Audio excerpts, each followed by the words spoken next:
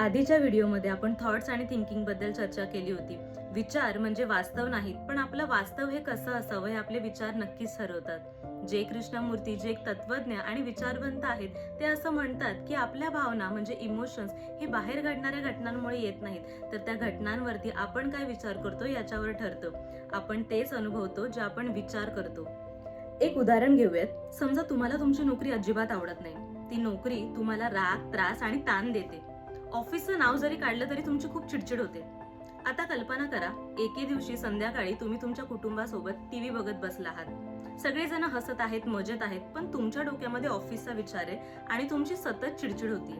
घटना सगळ्यांसाठी एकच आहे, टीव्ही पाहणं, पण अनुभव हा प्रत्येकाचा वेगळा आहे. तुमच्या एका विचारामुळे तुमचं वास्तव हे पूर्णपणे बदलतं. जर खरंच बाहेरच्या घटना आपल्या भावना ठरवत असत्या, तर आपण खरंच सगळ्या आनंदाने टीव्ही समोर बघून हसत असलो असतो. पण तसं नाहीये, कारण भावना या घटना नाहीत तर विचार तयार करतात.